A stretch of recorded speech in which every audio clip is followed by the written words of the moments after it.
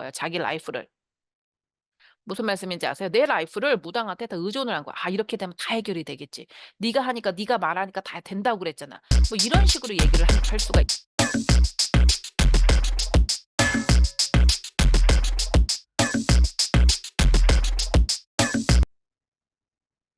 예, 안녕하십니까. 국제무당 케이트 희영입니다. 오늘은 여러분들에게 우리가 근본적인 어떤 go to the basic이라는 거에 대해서 또 한번 짚어봤으면 좋겠습니다.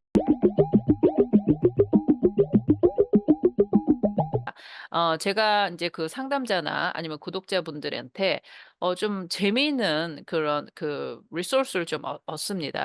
그러니까 인간들 사이에서 막 만들어내는 그런 것들이 좀 '불필요하지 않나.' 하는 그런 생각을 할 수 있는 건 아마 제가 이렇게 많이 동떨어져 있기 때문에 그렇지 않을까 하는 생각이 듭니다. 실제로 제가 사는 곳이 굉장히 산골 동네 산이 기운이 많아요. 그래서 제가 본의 아니게 제 그 개인적인 일도 그렇고 라이프 스타일이 외부의 사람과 많은 접촉을 하지 않는 좀 정말 기도만 하고 살아야 되는 그런 세월을 살다 보니까 쉽게 말하면 요즘 그 어떤 일이 벌어지고 있는지는 잘 몰랐는데 참 신기하게도 제 구독자님들이나 저희한테 상담을 하시는 분들이 이야기를 많이 해 주셔서 요즘 쪼끔씩 눈을 트는 기분이 듭니다.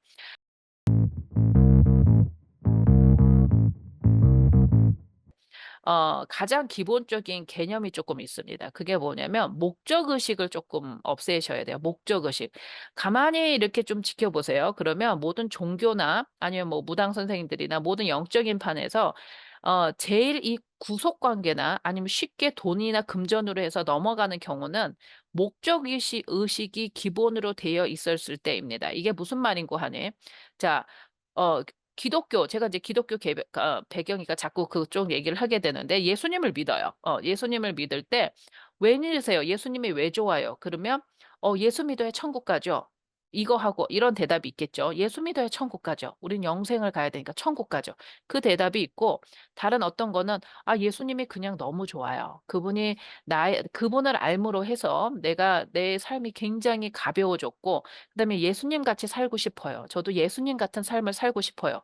이렇게 두 가지로 좀 분류를 해 본다면 뭐 여러 가지 다른 대답이 있겠지요. 근데 만약에 질문을 그러니까 대답을 두 가지로 한다면 하나는 "예수 믿고 천당 가자." 인제 이거죠. 그게 플랜카드 아닙니까 보통. 그런데 두 번째는 잘 들어보지 않으셨을까요? "저는 그냥 예수님이 마냥 좋고 예수님처럼 살고 싶어요. 이 세상을 예수님처럼 같은 그런 삶을 살고 싶어요." 이런 대답이 있습니다. 어떤 게 사실은 뭐 정답이라고 되게 딱 말할 수는 없겠지만 어떤 게 사실 바람직하냐면 두 번째입니다. 첫 번째는 '예수 믿고 천당 가야지.' 이렇게 되면 천당의 목적으로 예수님을 믿는 거예요. '나는 무조건 천당 가야 돼.' 근데 이게 좀 어폐가 있습니다. 여러분 지금 우리 삶은 현실을 잘 사는 게 가장 중요한 거지 죽어서의 이유는 그다음의 문제예요. 죽어서를 위해 내가 언제 죽을지도 모르고 죽고 나서 진짜 어떤 생을 사는지는 죽어 봐서 죽고 나서 오신 분이 얘기가 듣는 것도 아니고 무당의 이야기라든지 아니면 그냥 종교의 옛날부터 구전으로 나와 있는 책에 쓰여져 있는 것들로만 아는 것뿐이지 실제로 우리가 지금 제 방송을 보시는 모든 분들이 사람이라면 살아 계셨다면 죽지 않으신 분입니다. 그러니까 죽고 나서의 이유를 위해서 내가 나의 모든 인생을 죽음 사후 세계를 위해서 내 인생을 다 그쪽으로 쏟아붓는다라는 거는 제가 보기에는 굉장히, 굉장히 큰 도박이에요. 음. 없으면 어쩔 거예요. 그게 아니면 어쩌실 거예요? 그럼 다시 태어나실 거야? 그러니까 무슨 말인지 아시겠어요? 요를 아세요, 요를. "예수 믿어야 천국 가." 이렇게 그냥 강력하게 생각을 했어요. 그게 진실인 줄 알아. 그래서 나의 모든 100 년, 80 년을 예수, 예수, 예수, 예수. 왜? 천국 가야 되니까 해서 모든 예수로 그냥 집중이 돼 있는 거야. 그렇기 때문에 예수 안 믿는 사람은 나하고는 안 되고 내 딸도 내 아들도 예수 안 믿으면 아유 이게 안 되는 거고 그런 식으로 내 생을 살았다고 봐요. 근데 여러분 돌아가셨어. 그랬더니 어머 천국이 없어. 그럼 어쩌실 거야? 어쩌실 거냐고.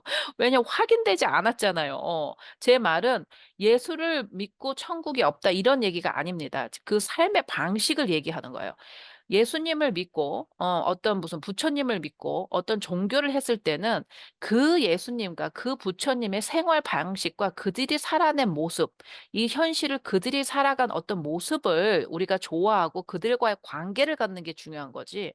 그렇게 살면 예수를 믿으면 천국 가니까 하고 목적 의식으로 그것도 사후 세계를 위해서 그래서 예수를 믿는다 그러면 굉장히 디렉션이 굉장히 좁아지고 그다음에 잘 속아 넘어가실 수 있어요. 똑같은 그 방법으로 무당도 마찬가지입니다. 아, 조상을 대우해 조상신을 왜 대우해요? 조상굿을 왜 합니까? 그러면 아, 조상굿 해야지 우리 애가 낫는데요. 조상굿을 해야지 내가 지금 풀린대요. 자, 목적 의식이 있습니다. 목적 의식. 사실은 그게 맞는 소리긴 해요. 아닌 건 아닙니다. 맞기는 합니다. 근데 그게 목적이 돼서는 안 됩니다. 그러니까 내가 잘 살기 위해서, 우리 애가 학교를 잘 가기 위해서, 내가 어떻게 말해야 되지? 내가 뭐 지금 뭔가를 좀 이렇게 낫기 위해서, 그렇게 하기 위해서 내가 이걸 한다. 이렇게 생각을 하시잖아요. 그러면 다 하셔야 돼요. 무당이 말하는 걸 다 해야 됩니다. 왜? 내가 목적한 바를 이루기 위해서는 그 사람들이 이러는 거죠. 너 이거를 갖고 싶어? 볼펜이죠. 이거 갖고 싶으려면 너 그러면은 1,000만 원짜리 구태. 그럼 내가 이거 줄게. 이런 거랑 똑같은 얘기예요. 안 그래요? 똑같잖아요. 그러면 이제 물어보실 거예요. 그럼 굿을 왜 해요? 굿은 이렇게 보면 되시면 됩니다. 조상굿을 하고 어떤 조상 가리를 해보자 이런 거는 본인이 지금 이제 제가 했던 경험을 조금 볼게요. 제 상담자 중에 한 분이 지금 이제 앞으로 어떤 이제 뭐 경찰서를 가야 되거나 어떤 법원을 가셔야 됩니다. 근데 이분이 너무 떨리는 거예요. 그리고 상황이 별로 안 좋아 지금. 그랬을 때 제가 스스로 제가 굿을 하자고 해서 제가 했어요.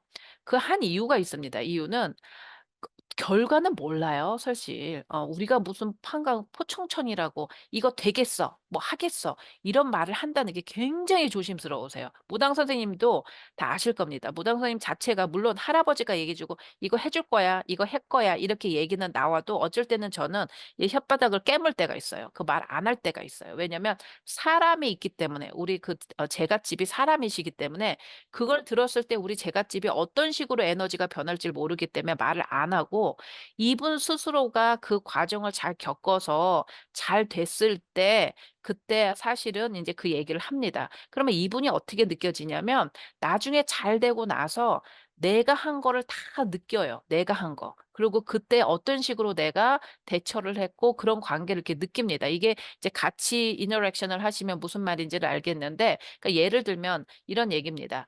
자, 경찰관에 가고 뭐 법정에 서야 돼요. 그러면 얼마나 쫄려요. 그 지금 가시는 분이 굉장히 쫄릴 때 굿이나 이런 거를 통해서 에너지를 조금 심어 주고 마음을 편안하게 하고 본인이 혼자가 아니다. 다른 사람도 같이 있다. 이런 걸 뭔가 이렇게 내가 혼자 가는 게 아니라 보이지 않는 나의 어떤 그런 보이지 않는 어떤 힘도 나랑 함께 한다라는 거를 몸으로 느껴주게 하기 위해서 그런 걸 하는 거지 그거를 하면은 "네가 이걸 얻어."라는 공식은 아닙니다 실제적으로. 그렇게 되기 때문에 굿에 속아 넘어가시는 거예요. 생각을 해 보세요. 무당이 "이곳 하면은 이게 됩니다." 이렇게 얘기를 하면 만약에 내담자가 목적 의식이 없어요. "나는 굳이 그걸 원하지 않는데요." 그럼 굿을 안 하면 되는 거죠. 굿을 얘기할 수도 없어요. 오퍼하지 않죠. 그런데 나는 요번에 우리 애가 꼭 그 직장을 갔으면 좋겠어요.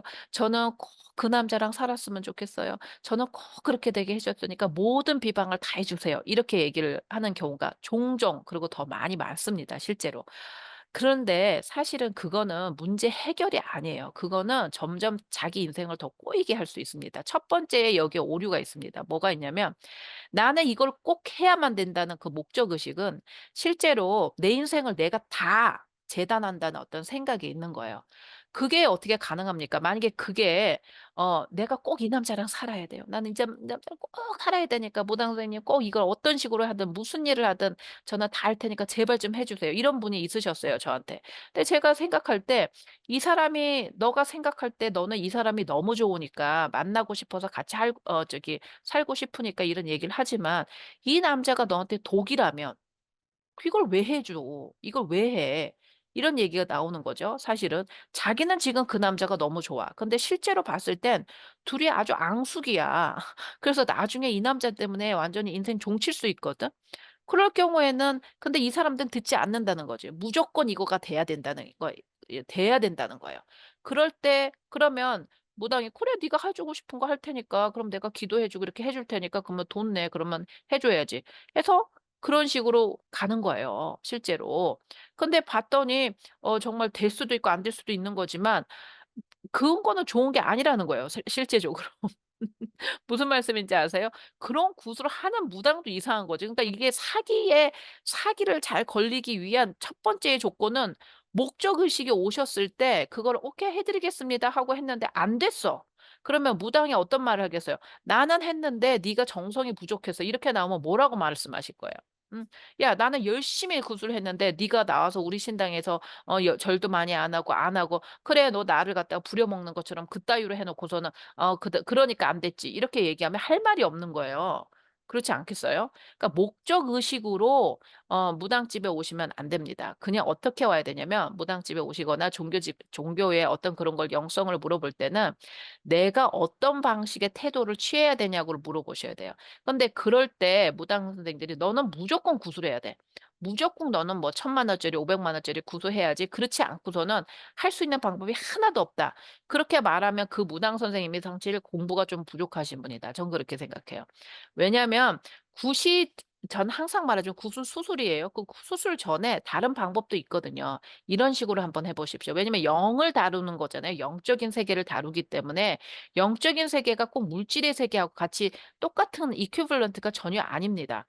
기도가 돈 들어요, 여러분? 기도가 뭔 돈이 들어. 기도하는데 뭔 돈이 들어요, 기도가. 기도는 돈이 드는 게 아니죠. 그러니까 내 인생에서 내가 기도를 제대로 하고 내 삶에 대한 제대로 된 태도가 갖춰져 있으면 그만한 돈이 필요가 없을 수 있죠. 예를 들어서 조상가리를 한다. 물론 조상 가리를 할 때 무당 선생님들이 하시는 어떤 그런 원력들은 있어요. 하면 좋아요. 근데 그거는 어느 정도 제갓집이나 내담자가 어느 정도 마음의 준비도 되고 재정의 준비도 되고 다 됐을 때 '아 난 이거 좀 했으면 좋겠다.' 뭐 이런 거 있잖아요. 결혼식을 해.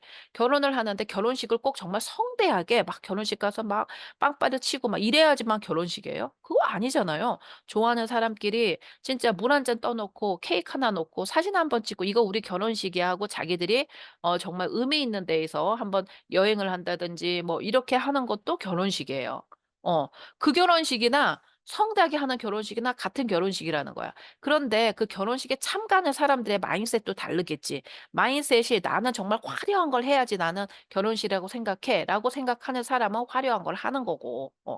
"아니야. 그렇게 화려한 거 하지 않아도 나는 내가 좋아하는 사람하고 이렇게 알콩달콩 살고 없어도 나 뭐 밥그릇 하나 살고 뭐 젓가락 하나 이렇게 만들어 가면서 요렇게 사는 것도 나는 결혼식이라고 생각하고 더 귀해."라고 생각하면 그것도 결혼식인 거예요.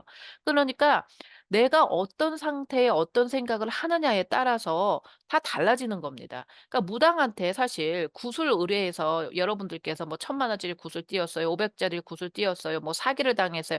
이렇게 하셔서 "내가 너무 억울해요."라고도 말씀하실 수 있겠지만 물론 억울합니다. 사실 그쵸. 그렇지만 그 이면에 그거를 하셨던 그 상담자들의 생각 또한 또 우리가 조금 고쳐 봐야 된다. 왜냐면 뭐든지 목적 의식이고 문제를 해결해 버리려고 생각을 하는 거예요. 무당한테 의존을 한 거예요, 자기 라이프를. 무슨 말씀인지 아세요? 내 라이프를 무당한테 다 의존을 한 거야. '아 이렇게 되면 다 해결이 되겠지. 네가 하니까 네가 말하니까 다 된다고 그랬잖아.' 뭐 이런 식으로 얘기를 할 수가 있어요. 근데 라이프 모든 삶의 주인은 접니다. 여러분들이시고 여러분의 삶의 주인은 여러분이고. 그래서 목적 의식이 아니라 방법론적인 걸 물어보셔야 돼요, 방법. 그러면